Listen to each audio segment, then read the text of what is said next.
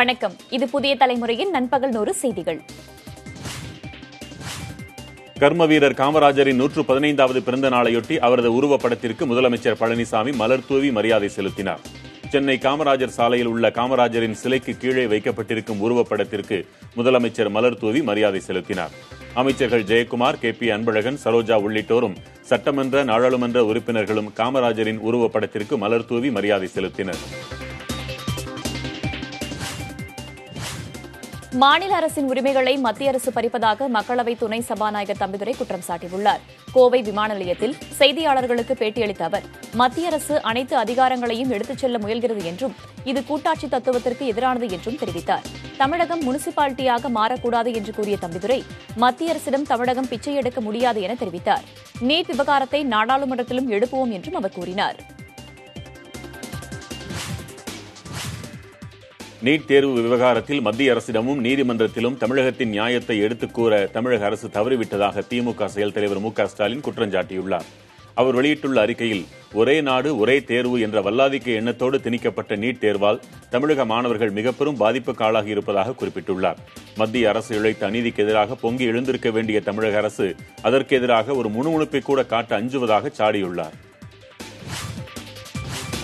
தஞ்சாவூர் அருகே வல்லம் பகுதியில் mini lorry மீது அரசு பேருந்து மோதி விபத்தில் உயிரிழந்தோரின் எண்ணிக்கை 10 அதிகரித்தது.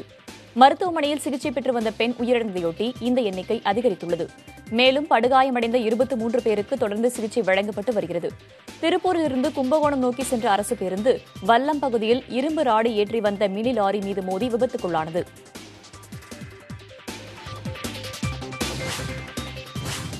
தஞ்சை விபத்தில் உயிரிழந்த 10 பேரின் குடும்பங்களுக்கு முதலமைச்சர் எடப்பாடி பழனிசாமி இரங்கல் தெரிவித்துள்ளார். அவர் வெளியிட்டுள்ள அறிக்கையில், உயிரிழந்தோரின் குடும்பத்தினருக்கு தலா 1 லட்சம் ரூபாய் நிதியுதவி வழங்கப்படும் என்றும், காயமடைந்தோருக்கு தலா 50,000 ரூபாய் நிதி வழங்கப்படும் என்றும் கூறியுள்ளார். காயமடைந்தவர்களுக்கு சிறப்பு சிகிச்சை வழங்கப்படுவதை அமைச்சர்கள் உறுதி செய்ய வேண்டும் என்றும் முதலமைச்சர் உத்தரவிட்டுள்ளார். தஞ்சையில் 10 பேர் உயிரிழப்புக்கு காரணமான அரசு பேருந்து மினி லாரி விபத்தில் காயமடைந்தவர்களுக்கு அமைச்சர் துரைக்கண்ணு நேரில் ஆறுதல் தெரிவித்தார். விபத்தில் சிக்கி மருத்துவமனையில் தீவிர சிகிச்சை பிரிவில் சிகிச்சைக்காக அனுமதிக்கப்பட்டிருப்பவர்களை அவர் சந்தித்து நலம் விசாரித்தார். அவர்களுக்கு அளிக்கப்படும் சிகிச்சைகள் குறித்து மருத்துவர்களிடம் அவர் கேட்டறிந்தார்.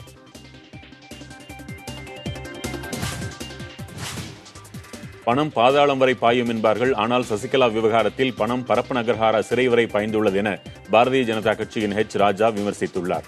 திமுக மற்றும் அதிமுகவை மக்கள் புறக்கணிக்க வேண்டும் என்றும், குடும்ப மற்றும் பண ஆட்சியிலிருந்து தமிழகத்தை காக்க வேண்டிய சூழல் ஏற்பட்டுள்ளதாகவும் அவர் தெரிவித்தார். சுய விளம்பரம் தேடிக் கொள்வதற்காகவே கர்நாடக சிறைத்துறை டிஐஜி ரூபா சசிகலா மீது வீண்படி சுமத்துவதாக வனத்துறை அமைச்சர் திண்டுக்கல் ஸ்ரீனிவாசன் தெரிவித்துள்ளார். திருவண்ணாமலையில் செய்தியாளர்களுக்கு பேட்டியளித்த அவர், பரப்பன அக்ரஹார சிறையில் சசிகலாவுக்கு சிறப்பு சலுகை வழங்கப்பட்டதாக கூறும் செய்திக்கு மறுப்பு தெரிவித்தார். நடிகர் கமல்ஹாசன் அரசியலுக்கு வந்த பின்னர் பேசட்டும் என மக்களவை துணை சபாநாயகர் தம்பிதுரை கூறியுள்ளார். தமிழக அரசின் எல்லா துறைகளிலும் ஊழல், லஞ்சம் தலைவிரித்தாடுவதாக கமல் கூறிய குற்றச்சாட்டு தொடர்பாக செய்தியாளர்கள் எழுப்பிய கேள்விக்கு பதிலளித்த தம்பிதுரை, நடிகர் கமல்ஹாசன் அரசியலுக்கு வந்து பின்னர் கருத்துக்களை தெரிவிக்கட்டும் என பதிலளித்துள்ளார். அரசின் அனைத்து துறைகளிலும் ஊழல் நிறைந்திருப்பதாக கூறுவதை கமல்ஹாசன் நிரூபிக்க முடியுமா என்று அமைச்சர் SP வேலுமணி கேள்வி எழுப்பியுள்ளார். விபத்தில் காயமடைந்து கோவை அரசு மருத்துவக் கல்லூரி மருத்துவமனையில் சிகிச்சை பெற்று வரும் 17 பேரை அமைச்சர் SP வேலுமணி நேரில் சந்தித்து ஆறுதல் கூறினார். இதன் பின்னர் செய்தியாளர்களிடம் பேசிய அவர், கமல் தனது ஊழல் குற்றச்சாட்டை நிரூபிக்க முடியுமா என்றும், கமல்ஹாசன் முறையாக படங்களுக்காக வரி செலுத்தி இருக்கிறாரா என்று ஆய்வு செய்யட்டுமா எனவும் வினவினார். நடிகர் திலீப்புக்கும் முக்கிய குற்றவாளியான பல்சர் சுனிக்கும் இடையே பாலமாக செயல்பட்ட திலீப்பின் மேலாளர் அப்புண்ணியை காவலர்கள் தேடி வருகின்றனர். மேலாளர் அப்புண்ணியின் தொலைபேசியில் இருந்து பல்சர் சுனி இருக்கும் சிறைச்சாலைக்கு திலீப் பேசியது தெரியவந்துள்ளது. திலீப் கைதானது முதலே மேலாளர் அப்புண்ணி தலைமறைவாக உள்ளார். பொறியியல் படிப்புகளுக்கான கலந்தாய்வு அட்டவணை இணையதளத்தில் வெளியிடப்பட்டுள்ளன. எந்தெந்த கட் ஆஃப் மதிப்பெண்ணிற்கு எப்போது கலந்தாய்வு நடைபெறுகிறது என்பதை இணையதளத்தின் வாயிலாக அறிந்து கொள்ளலாம். தொழிற்பிரிவு, பொதுப்பிரிவு, சிறப்பு பிரிவு மாணவர்களுக்கான அட்டவணை தனித்தனியாக வெளியிடப்பட்டுள்ளன. ஜூலை 17ஆம் தேதி தொழிற்பிரிவு மாணவர்களுக்கான கலந்தாய்வு தொடங்குகிறது. மாற்றுத்திறனாளிகளுக்கு 19ஆம் தேதியும், விளையாட்டு பிரிவினருக்கு 21ஆம் தேதியும், பொது பிரிவினருக்கு 23ஆம் தேதியும் கலந்தாய்வு தொடங்கும் என்று அறிவிக்கப்பட்டுள்ளது.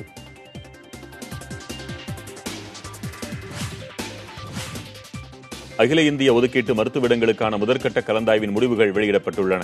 கலந்தாய்வுக்கான பதிவு கடந்த 11ஆம் தேதி நடந்த நிலையில் 13 மற்றும் 14ஆம் தேதிகளில் இடங்கள் ஒதுக்கீடு செய்யப்பட்டு முடிவுகள் இணையதளத்தில் இன்று வெளியிடப்பட்டுள்ளன. நிகர்நிலை பல்கலைக்கழகங்களில் உள்ள இடங்களுக்கான முடிவுகளும் வெளியாகியிருக்கின்றன. முதற்கட்ட கலந்தாய்வில் நிரம்பியது போக மீதமுள்ள இடங்களுக்கான 2ஆம் கட்ட கலந்தாய்வு வரும் ஆகஸ்ட் 1ஆம் தேதி முதல் பதிவு செய்யப்படும்.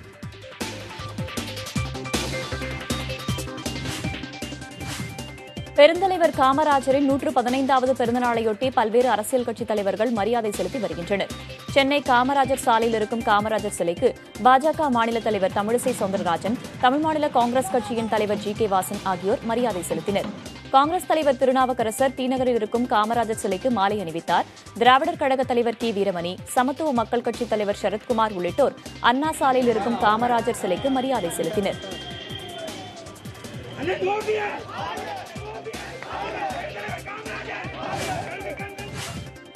புதுச்சேரியில் தானும் அமைச்சர்களும் சட்டமன்ற உறுப்பினர்களும் முள்ளின் மேல் நடப்பதாக முதலமைச்சர் நாராயணசாமி பேசியது பரபரப்பை ஏற்படுத்தியது. புதுவை காங்கிரஸ் அலுவலகத்தில் நடைபெற்ற காமராஜர் பிறந்தநாள் விழாவில் பேசிய அவர் இவ்வாறு கூறினார். மேலும் காங்கிரஸ் திமுக கூட்டணி பலமாக இருப்பதால் புதுவையில் காங்கிரஸ் அரசை யாரும் கவிழ்க்க முடியாது என்றும் தெரிவித்தார்.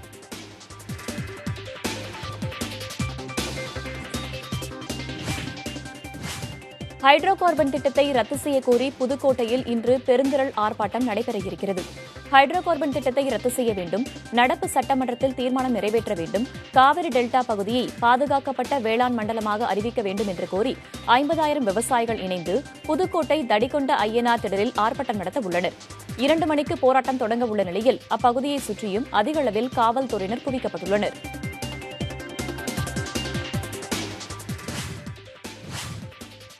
வறட்சியால் நிறுத்தப்பட்டுள்ள இலவச மாடு வழங்கும் திட்டம் வரும் ஆகஸ்ட் மாதத்திலிருந்து மீண்டும் தொடக்கப்படும் என அமைச்சர் பாலகிருஷ்ண ரெட்டி தெரிவித்தார். கால்நடைகளுக்கான இலவச கண் சிகிச்சை முகாம் இன்று வேப்பேரியில் உள்ள கால்நடை மருத்துவக் கல்லூரி மருத்துவமனையில் நடைபெற்றது. நிகழ்ச்சியை கால்நடைத்துறை அமைச்சர் பாலகிருஷ்ண ரெட்டி தொடக்கி வைத்தார்.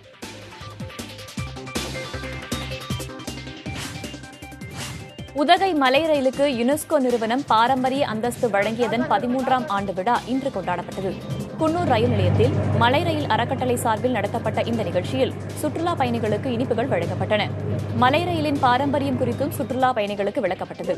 1898ஆம் ஆண்டு ஆங்கிலேயர்களால் உருவாக்கப்பட்ட பாதையில் நூற்றாண்டை கடந்து இயங்கும் இந்த ரயிலுக்கு 2005ஆம் ஆண்டு ஜூலை 15ஆம் நாள் யுனெஸ்கோ நிறுவனம் பாரம்பரிய அந்தஸ்து வழங்கியது.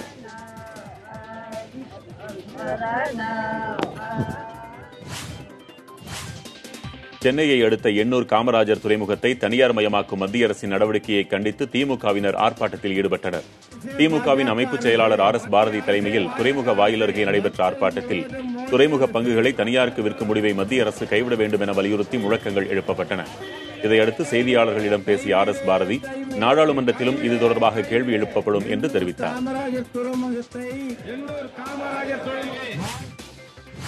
திருச்சியிலிருந்து நெல்லை செல்லும் இன்டர்சிட்டி விரைவு ரயில் இன்று முதல் திருவனந்தபுரம் வரை நீட்டிக்கப்பட்டுள்ளது. திருச்சி ரயில் நிலையத்தில் நடைபெற்ற தொடக்க விழாவில் மத்திய இணையமைச்சர் பொன் ராதாகிருஷ்ணன், தமிழக அமைச்சர்கள் மற்றும் நாடாளுமன்ற உறுப்பினர்கள் கலந்து கொண்டனர். அதன் பின்னர் செய்தியாளர்களிடம் பேசிய பொன் ராதாகிருஷ்ணன், தமிழக மக்களின் கோரிக்கையை மத்திய ரயில்வே துறை அமைச்சர் நிறைவேற்றியிருப்பதாக தெரிவித்தார்.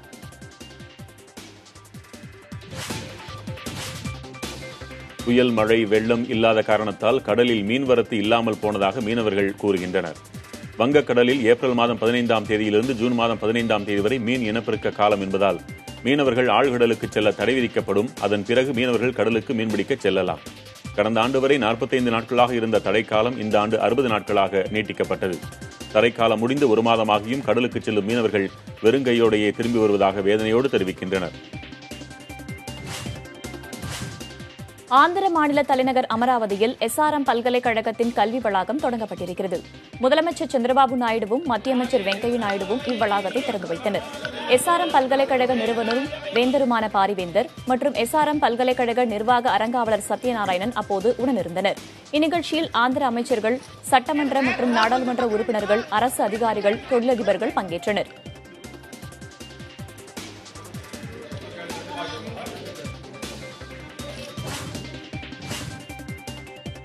அமராவதியில் உருவாகியுள்ள எஸ்ஆர்எம் கல்வி வளாகத்தில் ஆந்திராவின் ஒவ்வொரு மாவட்டத்திலிருந்தும் ஒரு மாணவிக்கு இலவச கல்வி வழங்கப்பட உள்ளது. இத்தகவலை கல்வி வளாக தொடக்க விழாவில் எஸ்ஆர்எம் பல்கலைக்கழகத்தின் நிறுவனரும் வேந்தருமான பாரிவேந்தர் தெரிவித்தார். விளையாட்டில் ஆர்வம் கொண்ட 100 மாணவர்களுக்கு திறன் மேம்பாட்டிற்காக ஆண்டுக்கு 5000 ரூபாய் வழங்கப்படும் என்றும் அவர் தெரிவித்தார். இது தவிர அமராவதியை சுற்றியுள்ள 30 கிராமத்தினரின் நலனுக்காக மருத்துவமனை ஒன்று உருவாக்கப்படும் என்றும் பாரிவேந்தர் அறிவித்தார்.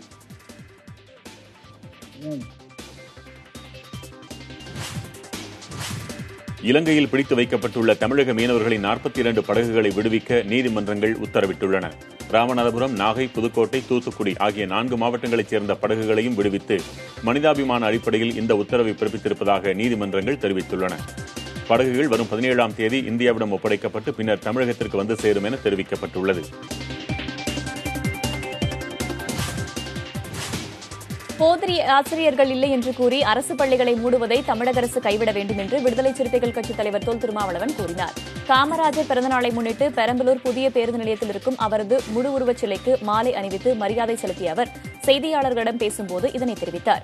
மேலும் தமிழ் படித்த பட்டதாரி ஆசிரியர்கள் 25,000 பேருக்கு வேலை வாய்ப்பை ஏற்படுத்த வேண்டும் என்றும் வலியுறுத்தினார்.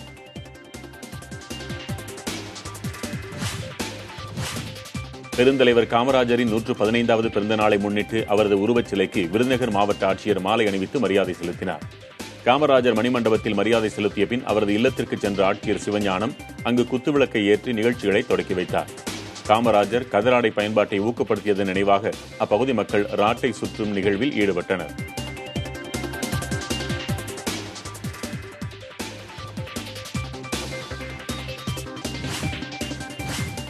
தமிழகத்தில் இன்று டெல்டா மாவட்டங்களில் மழை பெய்ய வாய்ப்பிருப்பதாக சென்னை வானிலை ஆய்வு மையம் கூறியுள்ளது. கிருஷ்ணகிரி, திருவண்ணாமலை உள்ளிட்ட உள் மாவட்டங்களில் லேசான மழை பெய்ய வாய்ப்பிருப்பதாகவும் தெரிவிக்கப்பட்டுள்ளது. அதேபோல தென்மேற்கு பருவமழை தீவிரமடைந்திருப்பதால் மேற்கு தொடர்ச்சி மலைப்பகுதிகளிலும் கோவை, நீலகிரி உள்ளிட்ட மாவட்டங்களிலும் மிதமான மழை பெய்யும். சென்னையில் ஒரு சில இடங்களில் லேசான மழை பெய்ய வாய்ப்பிருப்பதாகவும் பொதுவாக வானம் மேகமூட்டத்துடன் காணப்படும் என்றும் தெரிவிக்கப்பட்டுள்ளது.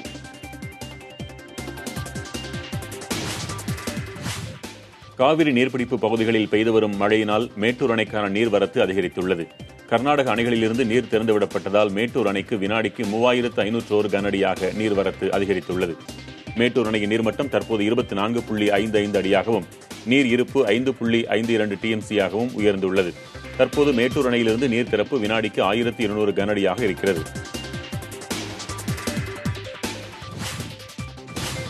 மருத்துவக் கல்லூரிக்கு உரிமம் வாங்கி தருவதாக கூறி பல கோடி ரூபாய் மோசடி செய்த யுகேஷ்குமார் குப்தாவை காவல்துறையினர் கைது செய்தனர். காஞ்சிபுரம் மாவட்டம் மாமல்லபுரம் பகுதியில் இருக்கும் மருத்துவக் கல்லூரிக்கு இந்திய மருத்துவ கவுன்சில் அங்கீகாரம் பெற்றுத் தருவதாக கூறி 8 கோடி ரூபாய் பண மோசடி செய்ததாக வழக்கு பதிவு செய்யப்பட்டுள்ளது.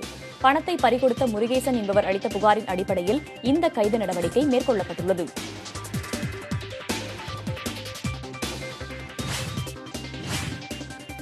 ஆந்திராவில் செம்மரக்கட்டைகளை கடத்திய தமிழகத்தைச் சேர்ந்த 25 பேரை காவலர்கள் கைது செய்தனர். கடப்பா மாவட்டம் நல்லமல்லா வனப்பகுதியில் காவலர்கள் நடத்திய சோதனையில் அவ்வழியாக வந்த வாகனம் ஒன்றில் 300 கிலோ எடையுள்ள 10 செம்மரக்கட்டைகள் இருந்தது தெரியவந்தது.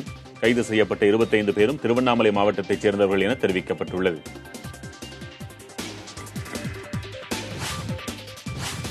வாகன நெரிசலை வாகன ஓட்டிகள் அறிந்து கொள்ளும் வகையில் சென்னை காவல்துறை சார்பில் ட்விட்டர் பக்கம் செயல்படுத்தப்படுகிறது. இதில் ஒவ்வொரு 15 நிமிடங்களுக்கும் ஒருமுறை அதிக வாகன நெரிசல் இருக்கும் பகுதிகள் படங்களுடன் தெரியப்படுத்தப்படுகின்றன.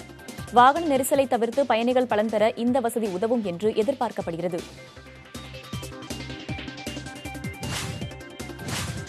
விருதுநகர் மாவட்டம் சிவகாசிக்கு அருகே உள்ள சித்துராஜபுரத்தில் மேல்நிலை நீர்த்தேக்க தொட்டி இடிந்து விழும் நிலையில் உள்ளது. இதற்கு அருகிலேயே காவல் உதவி மையம், நியாய விலைக்கடை ஆகியன இருப்பதால் அங்கு மக்கள் அச்சத்துடனேயே வந்து செல்கின்றனர். விபத்து ஏற்படுவதற்கு முன் மேல்நிலை நீர்த்தேக்க தொட்டியை தரமான முறையில் சீரமைக்க வேண்டும் என்று மக்கள் வலியுறுத்துகின்றனர்.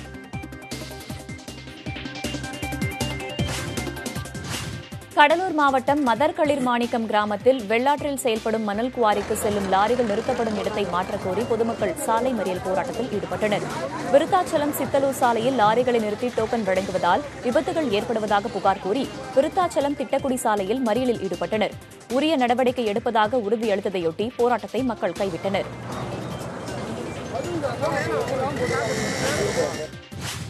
திண்டுக்கல் மாவட்டம் வத்தலகுண்டு சந்தையில் வாழைத்தாரின் விலை 3 மடங்கு உயர்ந்துள்ளது.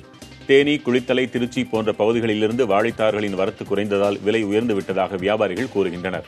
கடந்த வாரம் 200 ரூபாய்க்கு விற்பனையான பூவன் ரக வாழைத்தார் இன்று 600 ரூபாய்க்கு விற்கப்படுகிறது. 400 ரூபாய்க்கு விற்பனையான ரஸ்தாளி, கற்பூரவல்லி ரகங்கள் 700 ரூபாய்க்கு விற்கப்படுகின்றன.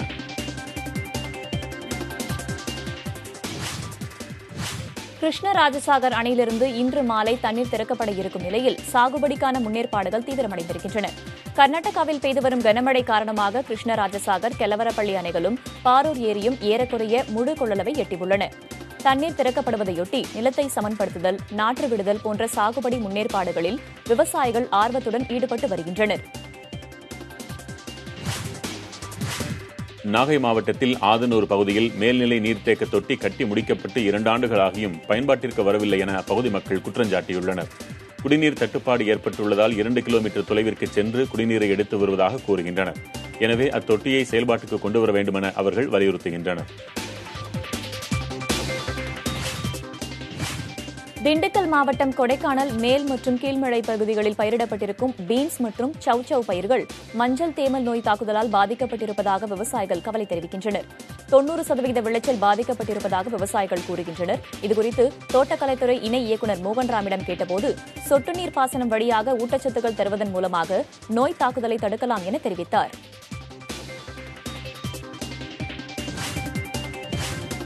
நாகை மாவட்டம் மயிலாடுதுறைக்கு அருகே உள்ள திருவாவடுதுறையில் மழைநீர் வடிகாலில் அடைப்பு ஏற்பட்டுள்ளதால் சாலையில் கழிவுநீர் தேங்கியுள்ளது.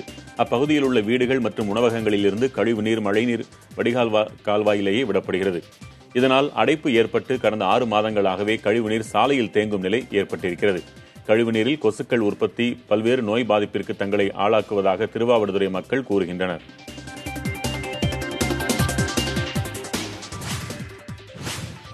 விழுப்புரத்தில் தமிழ்நாடு திறன் மேம்பாட்டுக் கழகத்தின் சார்பில் நடைபெற்ற விழிப்புணர்வு பேரணியில் ஏராளமான இளைஞர்கள் பங்கேற்றனர்.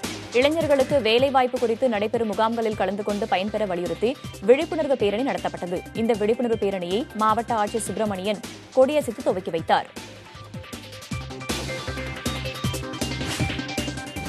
கன்னியாகுமரி மாவட்டம் குலசேகரம் காய்கறி சந்தையில் கொட்டப்படும் குப்பைகளால் வியாபாரிகள் அவதிப்படுகின்றனர். வெளிப்பகுதியில் சேகரிக்கப்படும் குப்பைகளை அடையாளம் தெரியாத நபர்கள் காய்கறி சந்தையில் கொட்டிவிட்டு செல்வதாக வியாபாரிகள் குற்றஞ்சாட்டுகின்றனர்.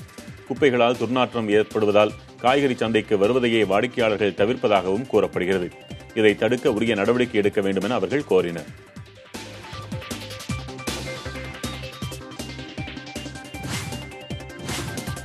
திருவள்ளூர் அருகே தனியார் கல்லூரி பேருந்து மோதியதில் பேருந்து நிறுத்தத்தில் நின்று கொண்டிருந்த கல்லூரி மாணவர் படுகாயமடைந்தார்.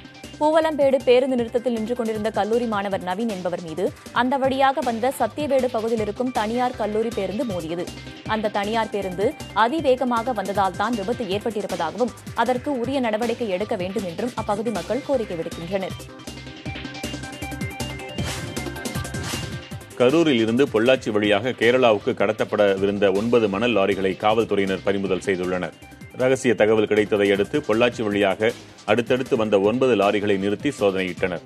உரிய ஆவணங்களின்றி மணல் கடத்தப்பட்டது தெரியவந்ததை அடுத்து 9 மணல் லாரிகளையும் கோமங்கலம் கிழக்கு காவலர்கள் பறிமுதல் செய்தனர்.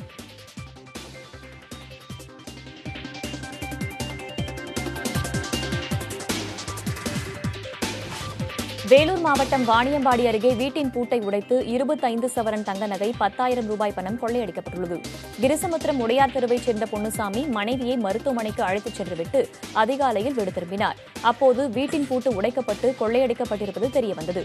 இதுகுறித்து வாணியம்பாடி டிஎஸ்பி சுந்தரம் நேரில் ஆய்வு செய்தார். காவல்துறையினர் வழக்கு பதிவு செய்து விசாரணை மேற்கொண்டு வருகிறார்கள்.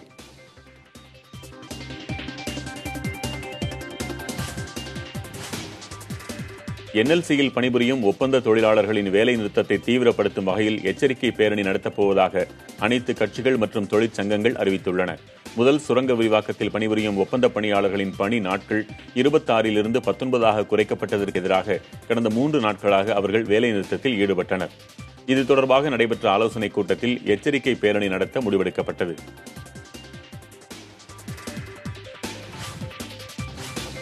கரூர் செல்லாண்டிபாளையத்தில் பாசன வாய்க்காலில் சாயப்பட்டறை கழிவுநீர் கலப்பதாக விவசாயிகள் குற்றம் சாட்டியுள்ளனர். அமராவதி ஆற்றை ஒட்டியிருக்கும் பாசன வாய்க்காலில் சட்டவிரோதமாக இயங்கும் சாயப்பட்டறைகள் சாய கழிவுநீரை சுத்திகரிப்பு செய்யாமல் வெளியேற்றி வருகின்றன. இதுகுறித்து விவசாயிகள் கொடுத்த புகாரின் பேரில் மாசு கட்டுப்பாட்டு வாரிய உதவி பொறியாளர் குணசேகரன் சம்பந்தப்பட்ட இடத்தை நேரில் ஆய்வு செய்தார்.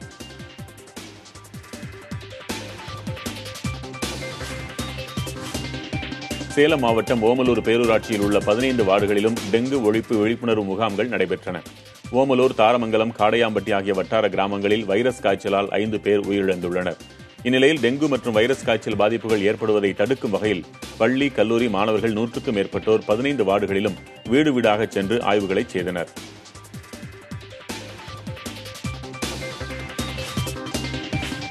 கிருஷ்ணகிரி மாவட்ட காவல்துறை சார்பில் காவலர்களுக்கான இலவச பொது மருத்துவ முகாம் நடத்தப்பட்டது. கிருஷ்ணகிரி மாவட்ட ஆயுதப்படை வளாகத்தில் நடைபெற்ற முகாமை மாவட்ட ஆட்சியர் கதிரவன் தொடங்கி வைத்தார். சுமார் 250க்கும் மேற்பட்ட காவலர் மற்றும் அவர்களது குடும்பத்தினர் இதில் பங்கேற்றனர். இந்த முகாமில் பல்வேறு பரிசோதனை செய்யப்பட்டது. இதனைத் தொடர்ந்து சிறுவர்களுக்கான மனமகிழ் மன்றம் தொடங்கப்பட்டது.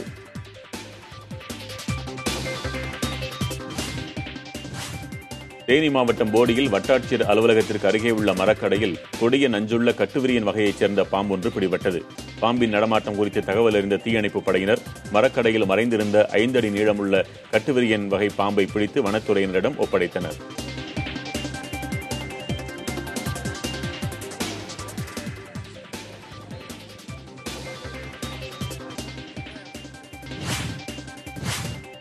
துணைவேந்தர் நியமன தாமதத்தால் கடந்த டிசம்பர் மாதம் நடைபெற்றிருக்க வேண்டிய சென்னை பல்கலைக்கழகத்தின் 159வது பட்டமளிப்பு விழா இன்று நடைபெற்றது. 6 மாதங்கள் தாமதமாக நடைபெற்ற பட்டமளிப்பு விழாவில் 1,03,780 மாணவர்கள் பட்டங்களை பெற்றனர். தமிழக ஆளுநரும் பல்கலைக்கழக வேந்தருமான வித்யாசாகர் ராவ், பிரதமரின் பொருளாதார அறிவுரை குழுவின் முன்னாள் தலைவர் ரங்கராஜன், உயர்கல்வித்துறை அமைச்சர் அன்பழகன், பல்கலைக்கழக துணைவேந்தர் துரைசாமி உள்ளிட்டோர் இவ்விழாவில் கலந்து கொண்டனர். வேலூர் மாவட்டம் காட்பாடியில் விவசாயத்திற்கான ஏரி மண்ணை வியாபாரத்திற்கு அள்ள பயன்படுத்திய 2 லாரி மற்றும் ஒரு ஜேசிபி இயந்திரம் பறிமுதல் செய்யப்பட்டுள்ளது. அரசு வழங்கியிருக்கும் அனுமதியை தவறாக பயன்படுத்தி ஏரியில் சகற்று மண் அள்ளப்படுவதாக கிடைத்த புகாரை அடுத்து காட்பாடி வட்டாட்சியர் ஜெகதீஸ்வரன் லத்தேரி ஏரியில் சகற்று மண் அள்ளிக் கொண்டிருந்த ஒரு ஜேசிபி இயந்திரம் மற்றும் 2 லாரிகளை பறிமுதல் செய்துள்ளார்.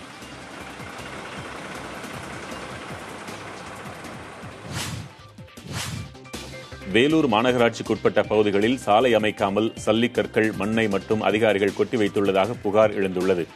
லத்தேரி கம்பம் சாலையை சீரமைக்க 6 மாதங்களுக்கு முன் கற்கள் கொட்டப்பட்டன. ஆனால் இதுவரை அதற்கான எந்த நடவடிக்கையும் எடுக்கப்படவில்லை என புகார் எழுந்துள்ளது. மழை பெய்யும் போது சாலை பணிக்காக கொட்டப்பட்ட மண் கரைந்து சேரும் சகதியுமாக மாறிவிடுவதால் விபத்துகள் ஏற்படுவதாக கூறப்படுகிறது. நடிகர் சத்யராஜின் மகளும் மருத்துவருமான திவ்யா சத்யராஜ் பிரதமர் நரேந்திர மோடிக்கு கடிதம் ஒன்றை எழுதியுள்ளார். அமெரிக்காவைச் சேர்ந்த மருந்து நிறுவனம் ஒன்று உடலுக்கு கேடு விளைவிக்கும் மருந்தை விற்கும்படி திவ்யா சத்யராஜிடம் மிரட்டியதாக தகவல் வந்தது. இந்த சூழலில் ஆபத்தை விளைவிக்கும் மருந்துகளுக்கு அனுமதி அளிக்கக்கூடாது என்று கோரிக்கை விடுத்து திவ்யா சத்யராஜ் பிரதமருக்கு கடிதம் எழுதியுள்ளார். ஆந்திராவில் தலப்பாகிரி ரங்கநாத சுவாமி கோவில் நிர்வாக அதிகாரி ஸ்ரீனிவாசுலு வீட்டில் லஞ்ச ஒழிப்புத்துறையினர் அதிரடியாக சோதனையிட்டு அவர் முறைகேடாக குவித்து வைத்திருந்த லஞ்ச பணம் மற்றும் 300 கிராம் தங்கம், 4 கிலோ வெள்ளி உள்ளிட்ட விலை உயர்ந்த ஆபரணங்களை பறிமுதல் செய்தனர். லஞ்ச ஒழிப்புத்துறையினருக்கு தொடர்ந்து புகார்கள் வந்ததை அடுத்து கோவிலில் உள்ள ஸ்ரீனிவாசுலுவின் வீட்டிலும் அலுவலகத்திலும் இச்சோதனை நடத்தப்பட்டது.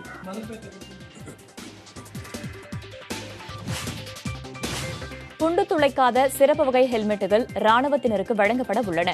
இத்திட்டத்தின் கீழ் முதற்கட்டமாக 7,500 ஹெல்மெட்டுகள் வழங்கப்பட்டுள்ளது. மிகவும் எடை குறைவான அதே சமயம் குண்டு துளைக்காத ஹெல்மெட்டுகள் ராணுவத்தினரின் உயிரை காப்பதில் முக்கிய பங்கு வகிக்கும் என்று கூறப்படுகிறது. இந்த ஹெல்மெட்டிற்குள் தகவல் தொடர்பு வசதிகளும் இருப்பது குறிப்பிடத்தக்கது.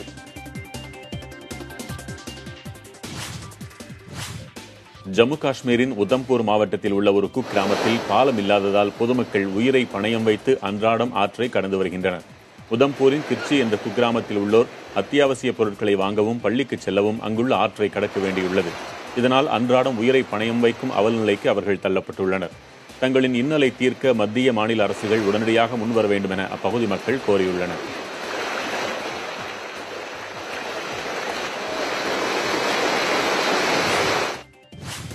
குடியரசுத் தலைவர் தேர்தலில் யாருக்கு வாக்களிப்பது என்பது குறித்து சமாஜ்வாதி கட்சிக்குள் கருத்து வேறுபாடுகள் எழுந்திருப்பதாக தகவல் வெளியாகியுள்ளது. எதிர்க்கட்சிகளின் கூட்டு வேட்பாளரான மீரா குமாருக்கு வாக்களிக்குமாறு சமாஜ்வாதி சட்டமன்ற மற்றும் நாடாளுமன்ற உறுப்பினர்களுக்கு முன்னாள் முதலமைச்சர் அகிலேஷ் யாதவ் உத்தரவிட்டுள்ளார். ஆனால் பாரதிய ஜனதா கட்சி நிறுத்தியிருக்கும் ராம்நாத் கோவிந்தை ஆதரிக்க தங்கள் கட்சி நிறுவனர் முலாயம் சிங் யாதவ் முடிவு செய்திருப்பதாக அக்கட்சி மூத்த தலைவர் ஒருவர் தெரிவித்தார்.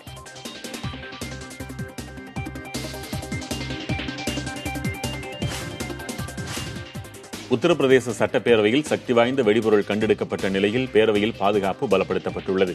பாதுகாப்பு பணியில் ஈடுபட்டுள்ள காவலர்களின் எண்ணிக்கை உயர்த்தப்பட்டுள்ளது. முழு சோதனைக்கு பிறகே அனைவரும் பேரவைக்குள் அனுமதிக்கப்படுகின்றனர். உத்தரப்பிரதேச சட்டப்பேரவையில் சக்தி வாய்ந்த வெடிபொருள் கண்டெடுக்கப்பட்டது தொடர்பாக தேசிய புலனாய்வு அமைப்பின் விசாரணைக்கு உத்தரவிடப்பட்டுள்ளது.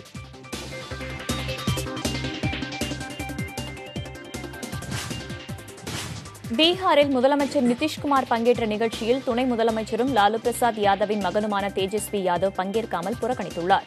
நிகழ்ச்சியில் அவருக்காக இருக்கை போடப்பட்டு பெயர் பலகை வைக்கப்பட்டிருந்தது. நிகழ்ச்சி தொடங்கும் வேளையில் அவர் வராத காரணத்தால் பெயர் பலகை மூடப்பட்டு பின்னர் அகற்றப்பட்டது. லாலுவின் குடும்பத்தினர் மீதான ஊழல் புகார் காரணமாக பீகாரில் ஆளும் ஐக்கிய ஜனதா தளம் மற்றும் ராஷ்டிரிய ஜனதா தள கூட்டணியில் பிளவு ஏற்பட்டிருப்பதாக தகவல் வெளிவந்தன.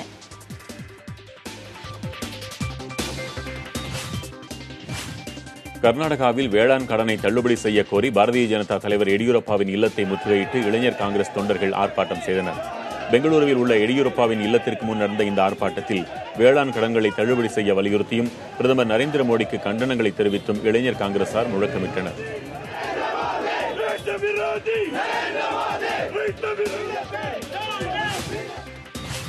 ராஜஸ்தானில் பெண்களை கேலி செய்த இளைஞர்களை பொதுமக்கள் பிடித்து சரமாரியாக அடித்து உதைத்த வீடியோ காட்சி தற்போது வெளியாகியிருக்கிறது.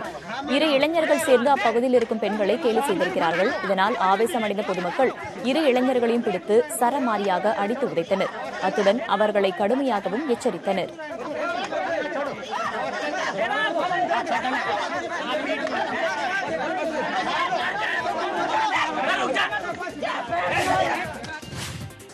அஸ்ஸாம் மாநிலத்தில் வெள்ளத்தில் சிக்கிய புலிக்குட்டியை கிராம மக்கள் பத்திரமாக மீட்டனர். அஸ்ஸாமில் தொடர் மழையால் வெள்ளப்பெருக்கு ஏற்பட்டிருக்கும் நிலையில் நகர்பரா என்ற இடத்தில் மரத்தில் சிக்கிக் கொண்ட புலிக்குட்டியை பொதுமக்கள் நீந்தி சென்று பத்திரமாக மீட்டு கரைக்கு கொண்டு வந்தனர்.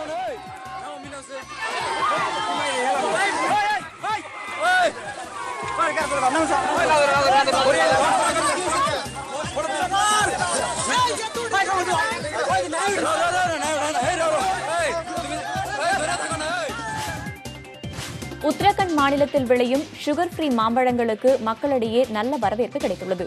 டாம் அட்கின் எனப்படும் இந்த வகை மாம்பழங்கள் பர்பிள் நிறத்தில் உள்ளன.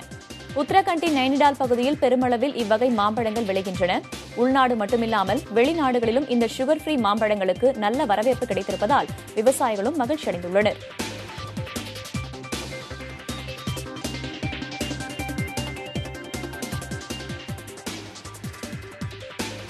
குஜராத் மாநிலம் போர்பி பகுதியில் மேக வெடிப்பு காரணமாக பெய்த கனமழையால் குடியிருப்புகளுக்குள் வெள்ள நீர் புகுந்தது.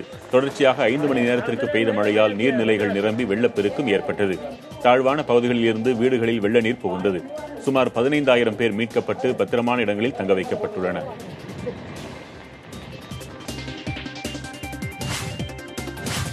ஜம்மு காஷ்மீரில் பயங்கரவாதிகளுக்கும் பாதுகாப்பு படையினருக்கும் இடையே நடைபெற்று வரும் துப்பாக்கிச் சண்டையில் 2 பயங்கரவாதிகள் சுட்டுக் கொல்லப்பட்டனர். டிரால் பகுதியில் இருக்கும் சடோரா என்ற இடத்தில் பயங்கரவாதிகள் நடமாட்டம் குறித்து தகவல் அறிந்த பாதுகாப்பு படையினர் அந்த பகுதியை சுற்றி வளைத்தனர். இந்த சண்டையில் 2 பயங்கரவாதிகள் கொல்லப்பட்டனர். டெல்லியில் உள்துறை அமைச்சர் ராஜ்நாத் சிங்கை சந்தித்து காஷ்மீர் நிலவரம் குறித்து அம்மாநில முதலமைச்சர் மெஹபூபா முஃப்தி ஆலோசனை நடத்தினார். சுமார் 1.5 மணி நேரம் நீடித்த இச்சந்திப்பின் போது அமர்நாத் யாத்ரீகர்களுக்கான பாதுகாப்பு, சட்டம் ஒழுங்கு ஆகியன குறித்து ஆலோசிக்கப்பட்டது. அப்போது காஷ்மீர் பள்ளத்தாக்கில் அமைதியை ஏற்படுத்த ராஜ்நாத் சிங் எடுத்து வரும் நடவடிக்கைகளுக்கு மெஹபூபா முஃப்தி பாராட்டு தெரிவித்ததாக உள்துறை அமைச்சக வட்டாரங்கள் தெரிவிக்கின்றன.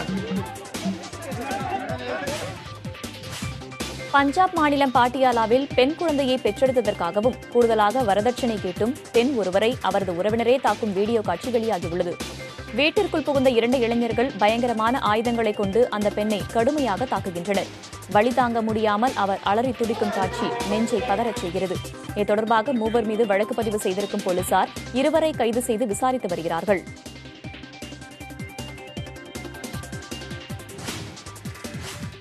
அமர்நாத் தாக்குதல் தொடர்பாக மக்கள் ஜனநாயக கட்சி சட்டமன்ற உறுப்பினரின் வாகன ஓட்டுநராக பணியமர்த்தப்பட்ட காவலர் விசாரணைக்கு உட்படுத்தப்பட்டுள்ளார்.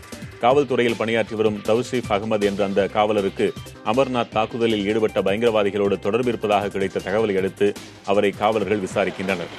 தௌசீப் அகமது விசாரணைக்கு ஒத்துழைப்பதாக காஷ்மீர் காவல்துறை தெரிவித்துள்ளது. டெல்லியில் வசிக்கும் குடிசை பகுதி இளைஞர்களுக்கான 8வது ஓட்டப்பந்தயத்தை மத்திய விளையாட்டுத்துறை அமைச்சர் விஜய் கோயல் கொடியசைத்து துவக்கி வைத்தார். குதுப் மினாரில் இன்று காலை நடைபெற்ற இந்த நிகழ்ச்சியில் டெல்லியின் சுற்றுவட்டார குடிசை பகுதியில் வசிக்கும் 100க்கும் மேற்பட்ட இளைஞர்கள் பங்கேற்று ஆர்வத்துடன் மூடினர். கூடைப்பந்து விளையாட்டு நட்சத்திரங்கள் திவ்யா சிங், பிரசாந்தி சிங், அகன்ஷா சிங் ஆகியோரும் கலந்து கொண்டனர்.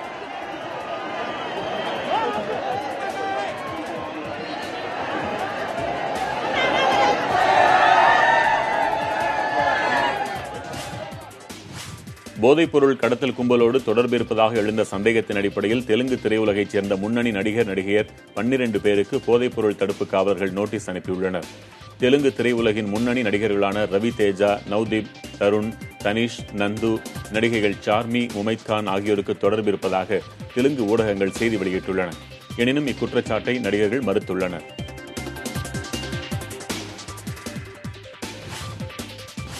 கடலூர் மாவட்டம் திட்டக்குடி அருகே லாரி மீது அரசு பேருந்து மோதி விபத்தில் 2 உயிரிழந்தனர்.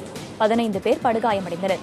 திட்டக்குடியை அடுத்திருக்கும் வெங்கனூர் பேருந்து நிறுத்தம் அருகே மணல் லாரியின் பின்பக்கத்தில் சென்னையிலிருந்து திருச்சி நோக்கி சென்று கொண்டிருந்த அரசு பேருந்து பலமாக மோதியது. பேருந்து நடத்துனர் மற்றும் பயணி ராஜா ஆகியோர் சம்பவ இடத்திலேயே உயிரிழந்தனர். காயமடைந்த 15 பேரில் 6 பேரின் நிலை கவலைக்கிடமாக உள்ளது.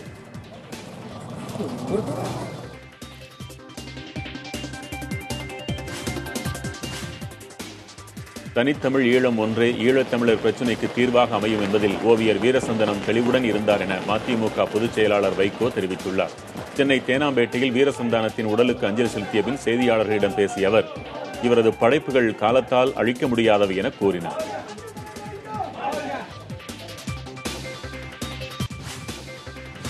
நடப்பு ஆண்டில் தென்மேற்கு பருவமழை பொழிவு காரணமாக காரிஃப் பருவத்தில் நெல் சாகுபடி பரப்பளவு 4.5% அதிகரித்துள்ளதாக மத்திய வேளாண் அமைச்சகம் தெரிவித்துள்ளது. அதேபோல பருப்பு வகைகளின் சாகுபடி பரப்பும் 24% உயர்ந்துள்ளது. நெல் சாகுபடி பரப்பு 126 லட்சம் ஹெக்டேராக உயர்ந்துள்ளது. இது கடந்த ஆண்டின் இதே பருவத்தில் 120 லட்சம் ஹெக்டேராக இருந்தது. ஜிஎஸ்டி வரிமுறையில் சிறு வணிகர்கள் குறைவான வரி விதிப்பிற்குள் வர விரும்பினால் வரும் 21ஆம் தேதிக்குள் பதிவு செய்ய அறிவுறுத்தல் வழங்கப்பட்டுள்ளது. www.gst.gov.in என்ற தளத்தில் இப்பதிவை வணிகர்கள் மேற்கொள்ளலாம் என்று ஜிஎஸ்டிஎன் அமைப்பின் தலைவர் நவீன்குமார் தெரிவித்திருக்கிறார். ஆண்டுக்கு 20 லட்சம் ரூபாய் முதல் 75 லட்சம் ரூபாய் வரை வணிகம் புரிபவர்களுக்கு தொகுப்பு திட்டம், அதாவது கம்போசிஷன் ஸ்கீம் என்ற பெயரில் அரசு சலுகையை வழங்கி வருகிறது.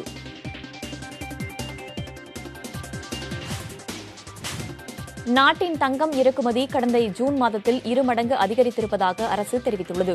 ஜூனில் தங்கம் இறக்குமதி $245 கோடி அளவுக்கு இறக்குமதி செய்யப்பட்டதாகவும் இது கடந்த ஆண்டு ஜூனில் வாங்கப்பட்டதை விட 2 மடங்கு அதிகம் என்றும் கூறியுள்ளது.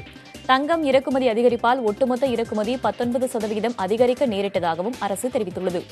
ஜூன் மாதத்தில் ஏற்றுமதி 4.39% அதிகரித்து $2,356 கோடி உயர்ந்துள்ளது. ரயில்களில் அதிக அளவில் இருக்கைகள் நிரம்பாமல் இருக்கும் நேரங்களில் கட்டண தள்ளுபடி வழங்குவது குறித்து ரயில்வே துறை பரிசீலித்து வருகிறது. ராஜ்தானி, சதாப்தி உள்ளிட்ட ரயில்களில் பெரும்பாலும் 100% இருக்கைகள் நிரம்புவதில்லை. அச்சமயங்களில் கடைசி நேரத்தில் வரும் பயணிகளுக்கு கட்டண சலுகை வழங்க திட்டமிடப்பட்டுள்ளது. இத்திட்டம் சில ரயில்களில் சோதனை ரீதியில் செயல்படுத்தப்பட்டு வருவதாகவும் தகவல் வெளியாகியுள்ளது. பருவநிலை மாற்ற பிரச்சினையால் தென்னிந்தியாவில் அரிசி விளைச்சல் 5% குறைய வாய்ப்பிருப்பதாக தகவல் வெளியாகியுள்ளது. 2030ஆம் ஆண்டில் இந்த நிலை நேரிடும் என்று ஆசிய வளர்ச்சி வங்கியும் பாஸ்டாம் என்ற அமைப்பும் இணைந்து நடத்திய ஆய்வில் தெரிவிக்கப்பட்டுள்ளது. இந்தியா, சீனா, வங்கதேசம், இந்தோனேஷியா ஆகிய நாடுகளில் தாழ்வான கடற்கரையோர பகுதிகளில் வசிக்கும் 13 கோடி மக்கள் இந்த நூற்றாண்டின் இறுதியில் வேறு இடங்களுக்கு செல்ல வேண்டிய நிலை ஏற்படும் என்றும் அந்த அறிக்கை கூறுகிறது.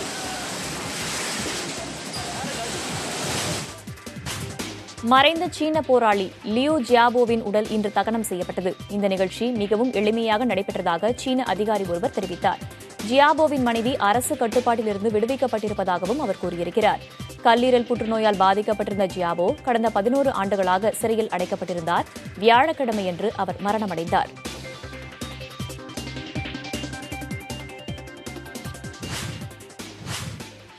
அரியலூரில் நடைபெற்ற பள்ளிகளுக்கு இடையிலான மாநில அளவிலான ஹாக்கி போட்டியில் திண்டுக்கல் அணி சாம்பியன் பட்டத்தை வென்றுள்ளது. இதில் அரியலூர், திண்டுக்கல், விழுப்புரம், திருச்சி, மதுரை உள்ளிட்ட 9 மாவட்டங்களைச் சேர்ந்த ஹாக்கி அணிகள் பங்கேற்றன. நாக் அவுட் முறையில் நடைபெற்ற போட்டியின் இறுதி ஆட்டத்தில் திண்டுக்கல் செயின்ட் மேரிஸ் அணி 2-0 என்ற புள்ளிகள் கணக்கில் மதுரை திருநகர் இந்திரா காந்தி பள்ளி அணியை வென்றது.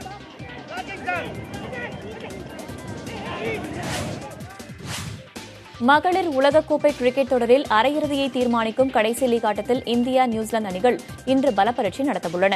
இங்கிலாந்தின் டர்பி நகரில் நடைபெறும் இந்த போட்டி இந்திய நேரப்படி பிற்பகல் 3 மணிக்கு தொடங்கவுள்ளது.